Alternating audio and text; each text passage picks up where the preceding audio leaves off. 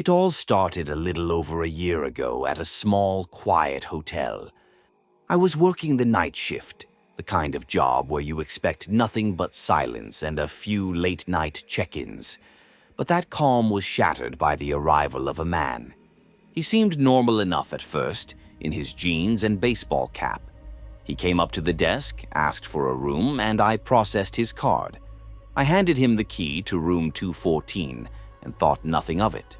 But as he looked at me, his eyes held a strange, blank expression that lasted for a moment too long. It was enough to make my stomach drop. An hour later, I looked up from my phone and saw him back in the lobby. He didn't come to the desk. He just sat in the lounge area, staring straight ahead at a blank TV screen. The hours crawled by, and he remained there, motionless in the dim light. I started to get a really uneasy feeling. That's when I decided to check the reservation system. What I found was chilling. Room 214 was listed as vacant. His card charge? It never went through.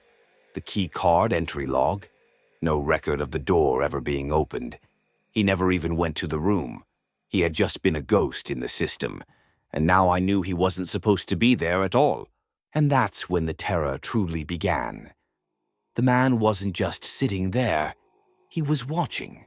I watched him wander the hallways, stand in the dark, and stare at me from different spots in the lobby. My heart pounded as I realized he was no longer a strange man, but a sinister presence with unknown intentions. The suspense reached a breaking point when I saw him on the security camera. He was standing completely still, just outside a guest's door on the first floor. It was a terrifying violation, and I knew I had to call for help. When the police arrived, the shocking truth was revealed. The man was a trespasser with a stolen credit card.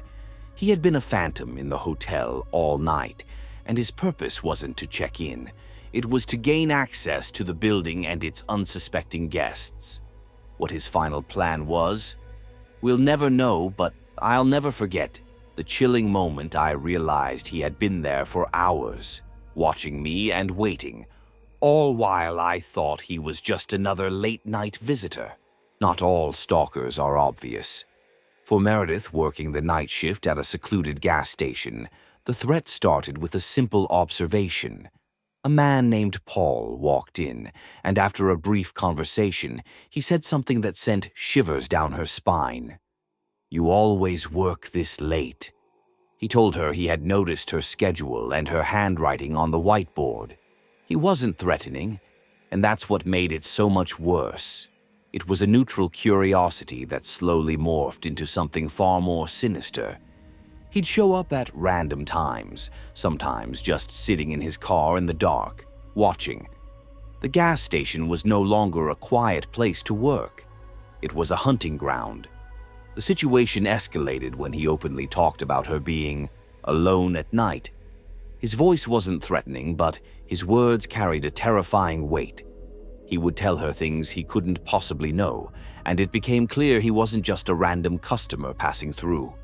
He was an observer, and he had been watching her for a very long time. The situation came to a head when she found a Polaroid photo on the counter.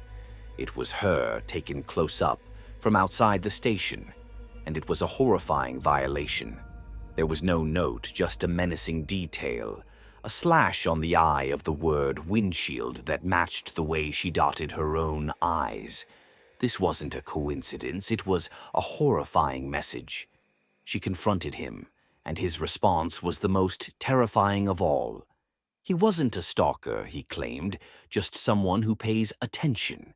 He knew things about her that were impossible for a stranger to know. Her shoes were a half size too big, her left eyelid twitched when she was tired. The police eventually found his car and uncovered a shocking secret. A notepad filled with her work schedule, notes on her clothes, and her name written over and over again until it was just a chaotic scribble. The restraining order was granted, but the damage was done. Meredith learned that sometimes the greatest danger isn't what you see, but what's happening in the shadows. The chilling reality is that not all threats announce themselves. In another instance, a female gas station attendant's life was put on the line without her even realizing it. The terror wasn't from a person, but from a mysterious car. A brand new Subaru with no license plates. A customer told her it had been sitting in the parking lot for hours, with two men inside arguing and pointing toward the store doors. The men in the car didn't leave until the customers started to walk towards them. As they drove off, another brand new car, also with no license plates, immediately followed. The chilling part? This wasn't the first time. The same car had been there the night before. This time, the worker had no idea. She was in the back of the store, cleaning, while a group of men sat in the dark, watching the doors and the parking lot.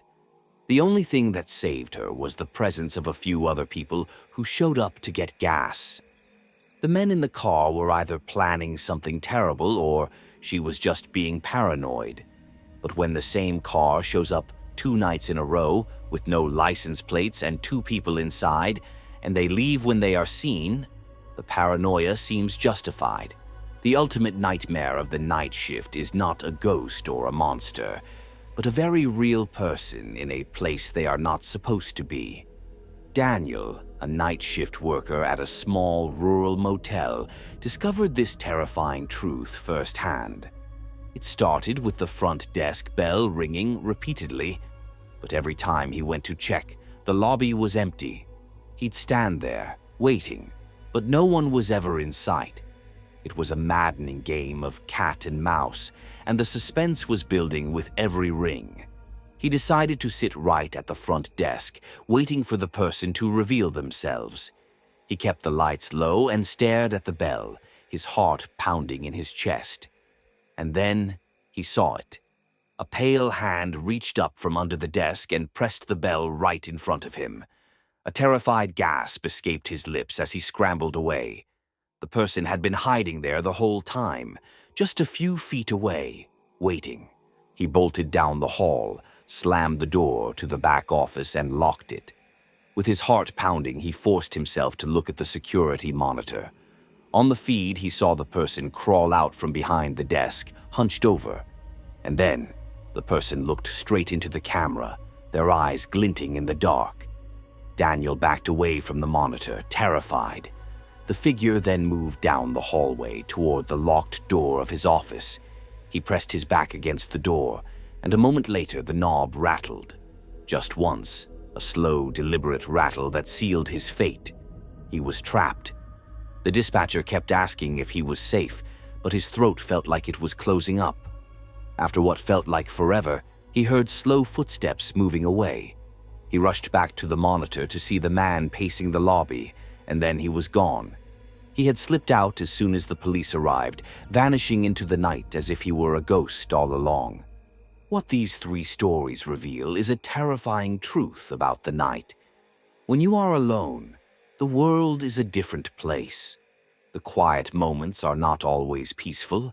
Sometimes they are just the calm before the storm. When you're working the night shift, it's not the darkness you should fear.